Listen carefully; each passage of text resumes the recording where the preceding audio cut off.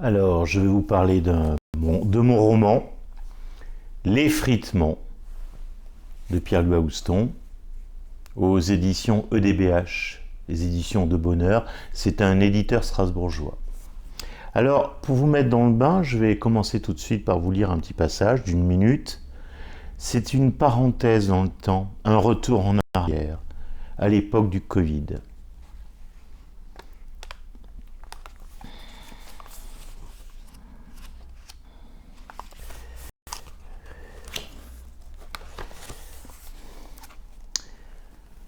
Ça s'appelle l'an 1 de Madame Covid,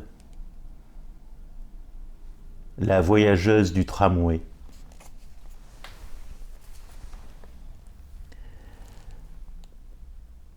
Elle se déplaçait tous les jours, 2 fois par jour. Elle avait divisé sa journée en 2 parties.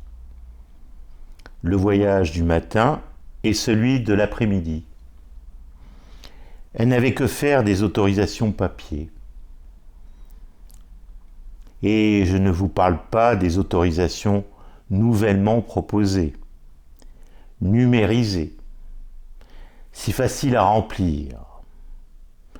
Un plaisir sarcastique de jouer sur son téléphone portable pour mieux oublier les interdits rédhibitoires.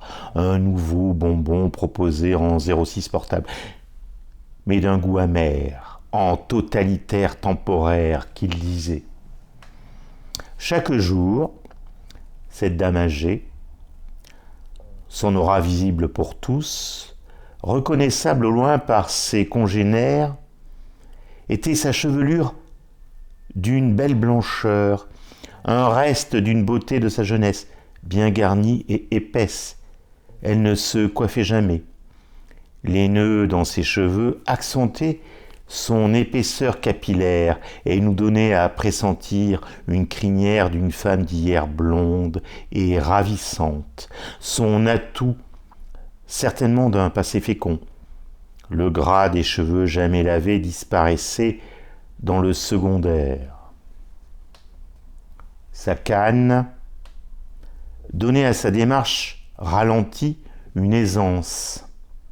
Son habit, toujours le même, un pantalon noir patte d'éléphant et un dessus d'un vert bizarre entre le vert bouteille et une couleur chimique, industrielle, indéfinissable, miroitée par une seule certitude, un coloris fané. Elle n'avait que faire des autorisations, de l'information incessante, n'avait aucune connaissance des procédures à suivre, du toucher à éviter, des matières métalliques, rien à faire. Garder ses distances, rien à faire. Je vis dans mon monde, le vôtre n'existe plus. Coronavirus, je suis l'indifférence. Ma vie coule, telle une rivière aux eaux claires. Ton rocher n'arrête rien, même pas un petit tourbillon provocateur dans l'eau. Tous les jours, 2 fois par jour, je prends le tramway comme si de rien n'était. Les hommes rencontrés dans ce voyage ne sont rien pour moi, juste des obstacles invisibles. Coronavirus, interdit précautionneux. Vous êtes invisible, illusoire.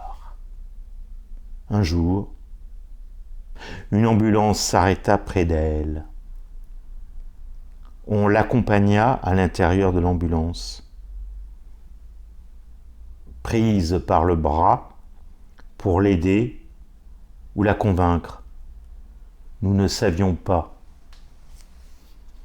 Donc voilà, ce sont des petits apartés, des moments comme ça, des retours en arrière. Et sinon, les chapitres se découlent. C'est un homme qui marche. Un homme qui marche, qui ne fait que marcher chaque jour, chaque semaine, chaque mois, toute l'année, il marche. La société, quelque part, lui a permis d'être ce qu'il est. Il est un homme qui marche et qui contemple les choses. Il contemple, il regarde, il observe, il se fascine pour les mouvements des êtres humains, pour les paysages, pour l'architecture, parce qu'en fait, il vit dans une mégapole universelle, une mégapole que vous pouvez rencontrer sur toute la planète. Hein. Voilà. Donc ça, c'est un aparté, il y en a plusieurs, entre les chapitres. De temps en temps, vous avez un aparté comme ça. Alors, l'homme qui marche et qui contemple. Alors, je cherche mon petit guide 3. Voilà. Alors, par exemple, il y a un chapitre, l'obsession de ce chapitre, c'est l'architecture. Un regard sur l'espace urbain, l'architecture urbaine. Et donc, c'est un regard un peu oppressant. Un paysage dégueulis, vomi, qui essaie d'absorber le corps de cet homme, de cette marche. Je vais vous lire un extrait. J'essaie de ne pas regarder ce paysage mangeur de consommateurs. C'est difficile, mais pour rester un être humain, je devais me contrôler dans mon regard, laisser mes yeux traîner dans l'oasis, uniquement dans l'oasis, pour pouvoir rester dans un état de bien-être étriqué, voyez-vous. C'est tout ce que l'homme soldat de la vie peut vivre. Un bien-être juste pour soi, aucune liberté sans limite au gré du vent et d'un paysage qui se donnerait à mes yeux. Non, certainement pas. La vie vraie était là, en poussière, contractée face au paysage monstre du consommable. J'attends le bus en baissant les yeux, en vie.